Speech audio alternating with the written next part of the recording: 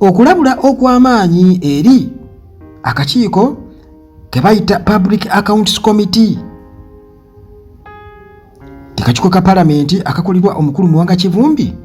kamaze okubeera nga munnange kalabula nti bannange pulojekiti eyo ey'erubowa ey'okuzimba eddwaliro ly'e Lubowa eyo ghost project, pulojekiti ey'empewo ey'ekigendererwa ekyokuliirako ssente. Muganda wange gwe bakwasa pulojekiti eno kyetaaga nitumutegeera bulungi nnyo. Kwegamba omutuufu va ku bano ne bamuleeta nitumulaba nitumukubira mu ngalo tugaa nti gwe gundi okyanga. Bannange nga bwe nkutegeezezza nti the Public Accounts Committee bwetyo etegeezezza nti kye balina okukola kwe kulaba nga bayimiriza okuvujjirira omusimbi International Specialized Hospital ezimbibwa wali e Lubowa, nga bagamba nti bannange eyo tewali kubuusabuusa, obubonero bwonna bulaga nti ghost project, era nga egenda kukostinga oba egenda kulya kuwemmenta omusimbi gwa bannayuganda omuyitirivu ennyo ogusukka obuwumbi 286, kubanga already ezo zo bazisipendinga dda. Obuwumbi 286 zagenduka dda nti zigenda kusukkirawo ddala, ate nga tewaliwo kiragibwa nti kino kituukiddwako, tewaliwo kiragibwa nti kituukiddwako. N'olw'ensonga eyo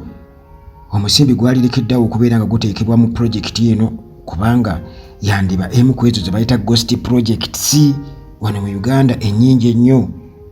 Ekintu ng'ekyo kyalibadde eky'omugaso ennyo nti eddwaliro lizimbibwe, obujjanjabi bw'omulembe butuuke e Uganda. Anti wulira kyotulala nga mbagamba bannange atalina mukamwana yeekamwana yekka, abasawo abakugu we bali wano e Uganda ng'ebirwadde tebinaba kubeera nga bibagonza. Bagamba prevention is better than a cure. Ebyo byonna omusawo gwentera okubagamba wano byonna birina, asobola okuwa eddagala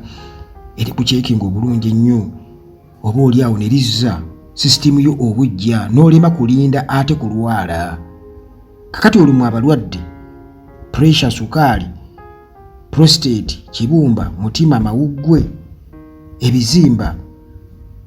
mu lubuto n'ewalala. Omusawo waali omu ku abo abakugu ennyo abatono be tulina wano mu Uganda abakoze research ku ddagala eno eryaffe n'eddagala ezzungu, ate nga ali talented qualified doctor. Naye muganda wange embeera erabika tejja tusobozesa kubeera nti tumalako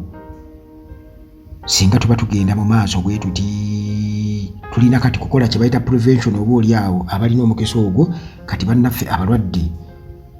muleme kubeera awo nga babakuba babaze eno tuukirira omusawo akujjanjaba. Ennamba ziri awo esembyeyo 15 gwe kasi tujja ku WhatsApp wano nze nkuwa bwe nnamba ya musawo wamma.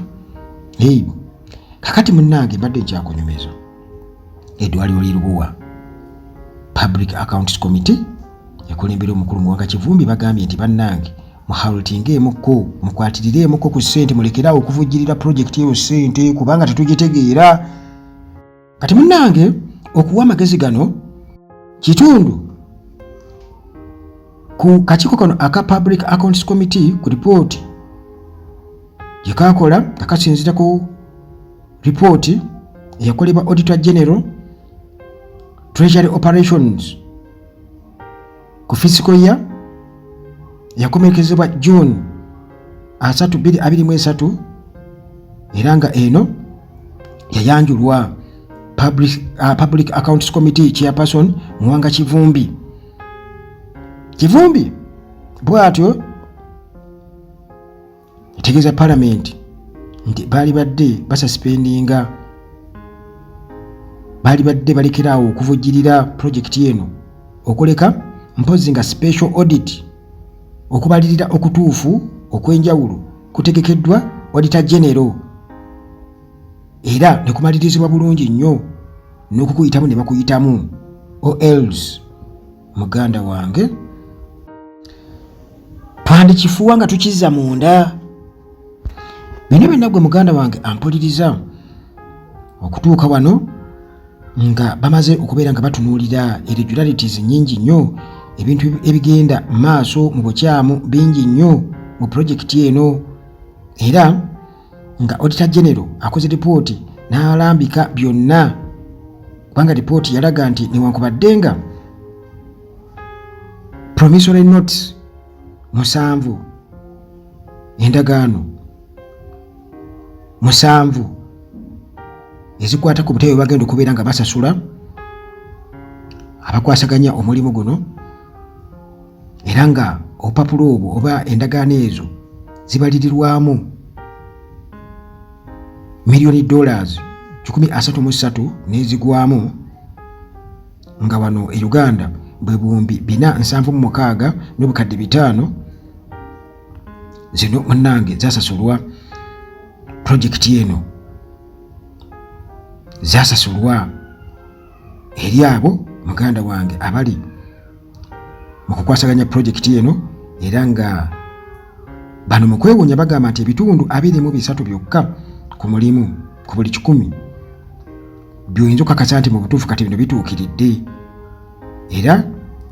government engineer muganda wange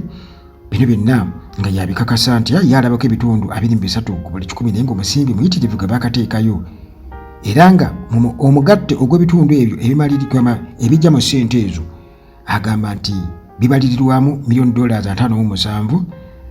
n'emitwalo 5, era ng'okusinziira ku speed munnange eyo gye bakolerako omulimu nga bwe nkubuulidde, kiba kitegeeza nti bano babeera nga abaasasulwa ssente ezisukkamu ekyo kye baakakutuukirizaako $7,600,000 n'emitwalo 10 wano muze Uganda bwe buwumbi 286. Era nga Muwanga Kivumbi atukakasa nti Auditor General yakiraba nti okusinziira ku agreement oba endagaano gye baateekako omukono ku pulojekiti eno, nti nno ensasula yali yakubaawo okusinziira ku kitundu ekiba kimaliriziddwa, olwo ne wabaawo ne certificates ezikolebwa nga zikolebwa engineer owa nannyini project, naye munnange okusinziira ku certificate eza engineer